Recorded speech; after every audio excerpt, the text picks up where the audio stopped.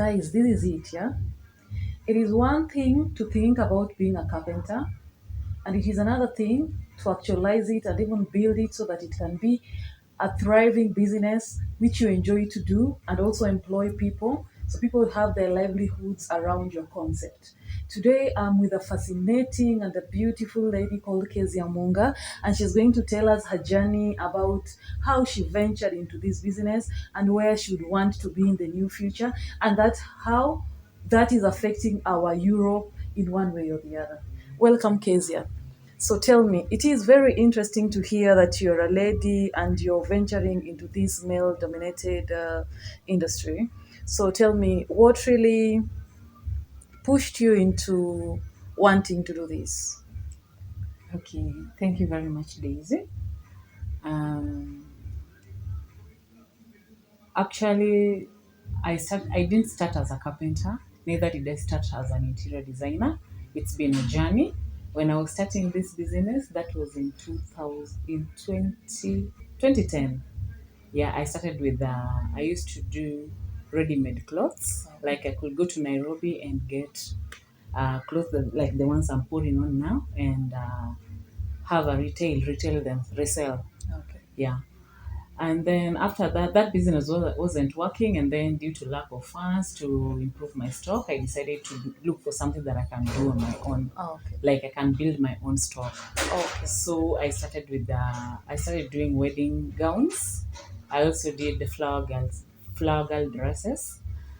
And then with time now, clients started telling me, Kezia, we need curtains. Now the clients who I used to do wedding gowns and flower girl dresses used to come back and tell us, Kezia, we need you to start doing for us curtains. So I started curtains pole pole. Didn't go to school for this. Okay. Yeah, I learned it through myself. So it's self-made sort of. Yeah, it's self-made sort of, Oh, okay. yes. Yeah, so I started doing curtains. Now curtains picked so much, I had to drop the wedding gown and flower girl dresses because I couldn't manage the two. And at that time, I couldn't also manage employing people. I only had one employee at that time, so I had to drop some for me to be able to deliver to my clients. Okay. Now tell us maybe how do your clients, when you first meet them, especially not known to you, when you tell them that I'm Kezia, I'm a carpenter, do they take that positively? Do they trust you with their work, or what do you really have to do to convince someone like, yes, I'm going to do this, and your seat is gonna come out nicely? Surprising enough, furniture, I'm just 2 years old. I've done furniture for just 2 years, but I've done curtains for about 6 years. So when I used to go fitting curtains, clients could tell me, now, Kezia, curtains are nice, but the seats are bad. Oh, So that was also their idea. So they don't have a problem with me doing their furniture, because okay. they're the people who pushed me. Now, Kezia, since now you're doing our curtains, I think you'll look for a way whereby when you come to the house, you just finish everything. Yeah. Okay, so it was a born sort of a job. You first did curtains, and then your clients pushed you into thinking about Yeah. the seats. Now, tell me, did you have to study a little on how to fix the seats, or did you go to any TVET, or you just started? Did you look for a mentor? If so, maybe who? Were they men around or something? To be honest, I didn't look for a mentor. I'm my own mentor. Let me say that. So, like, how did you learn how to fix this beautiful and amazing? Like this seat, guys, the one we are sitting on was made by Keziah herself. So, I'm just trying to interrogate her and ask her, like, how did she learn how to do this? Because to me, I really just can't fix nails. So maybe she gives us a story, a brief one on how she made it happen. Now, how did you? Okay, I'm a very creative person. I like playing with art, and Google has also helped us a lot. Ah. Yeah. So most of it is through Google, and then you also need to be determined and know what you want. Cut it there. So this is it. Some jobs we really don't have to go to the university or to any TVET. We've been exposed and we have everything that we need around us. The resources are all on Google so that you can always be able to do it on your own self. This is an amazing story from Kezia whereby she learned everything that she does through Google. Now, Kezia is going to tell us a little on her experience while handling men. so that we can see, do they give her that respect, or is there a way men look at her as a lady boss? Maybe she got to tell us that. Kezia, how do your male workers view you? Do they see you as a boss? Do they see you as a mother? What do they portray when they relate with you? I relate with my male uh, I call them a team because we're a Oh, team. I don't like you're a calling them team. workers or whatever. Okay. Yeah. Okay. So I relate with them the same way. Oh. The same way I relate with my female ones is the same way I relate with the male. And I'm not bossy. Like when I'm at work, when you come to my workshop, you won't even know who is the boss and who is not. So that one helps me a lot. And then my male workers or my male team are very supportive. Oh, okay. Like there are customers who are always very arrogant. They'll always step up for me. Yeah, they'll always step up for me and tell the client, no, you see, madam is not the fundi who is making the seat, it's us. If there is any trouble with it, you'd rather, Address it to yeah, them. So, address it guys, to we us. are learning something here, that Europe men are gentlemen. So, men who work in these county of ours are people who can step up for their ladies, and I think that's a very good thing to know. And just to maybe finish it up, Kezia, would you like to tell us who your mentors are, where you see yourself in the next 2 or 3 years, and maybe how would you want the government to come in matters, expansion of business, and maybe going up things like that? I normally give myself a year in terms of development. This year is done. So in 2022, I see myself improving my workshop, and I don't do much of tables right now, but it's my next year's resolution. I Oh, want to venture into many designs of tables. For now, I just do majorly dining seats and dining tables, but now I want to go coffee tables and all those kinds of tables and stools.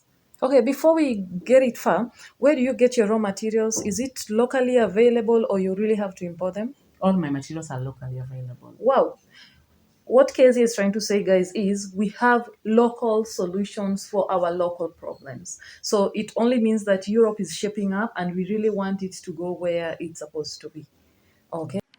And then there's this sad incident that occurred to you, Kezia, and we in Europe got to know about it. You had your shop burned down, and goods worth of thousands went down the drains. And here we are, within a month, you're up again. Maybe, how did you get yourself recovered? Did you have goodwill? Did you have insurance? I mean, how did you really make it happen? Okay, Daisy, I actually didn't have an insurance, and I really lost a lot that I can't even recover in maybe, let's say, 6 or 7 months. But the business has to keep going because I have people who depend on me, people who are employed. They have to provide for their families, and I also have to provide for my family. Being a single mother, I don't have any other person to look for. So I can say friends really helped. We have Kisumu Business Women Forum. They came in financially and assisted me.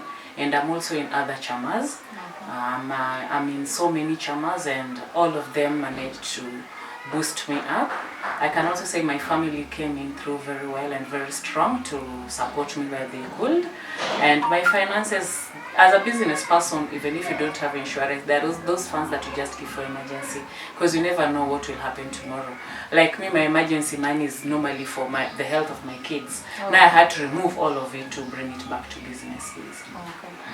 Okay, that was a sad one, and but the way she took a boss-like step, she had to continue amidst all those which happened to her. So I urge you, viewer, to learn how to pick up your pieces and move forward. Now, maybe as we finish up, I would want Kezia to address the nation and tell us something about the forthcoming election. We are heading to 2022, and what we are preaching in Authentic Europe channel is peace, peace, peace, and tranquility. Maybe, Kezia, can you, in a nutshell, tell us what is going to be your role in line with the peace and tranquility in the coming election? Okay. I would like to advise us, now that we're in the electioneering period, yeah, let us just do the elections, choose our leaders wisely. You know, it pays to choose. choose our leaders wisely. And I would love if we all, like the Lake region, most of you guys don't like voting. And after that is when you start complaining whoever was elected is not your choice. So I would really encourage us to go out and vote and elect our leaders. The power is in our hands right now. It's us to decide who we want. It's us to decide the change that we want. It's us to decide the Kenya that we want and the Kisumu that we want in the next, is it 8 or 6 months? The 8 months. Yeah. Thank you, guys. Keziah here says that the vote and the power to vote is in our hands. I will therefore urge us viewers that this coming election, we purpose to endure our business and we keep them safe from everything. Do not fight, do not throw stones at our small business because this is the Europe that we've always wanted. Keep safe, have your vote, then go back home. Okay, for Authentic Europe channel, this is Daisy Otuoma. To get Keziah, you're going to see the numbers on the screen. Also, you can like her page, Kalo Interior Designs, or follow her personally on Keziah Munga. Thank you, and we hope that you'll give her business so that she can be also employee of an employer of so many people. Keep it here, subscribe, put your notification button on, and yes, you're gonna be the next guest. Who knows?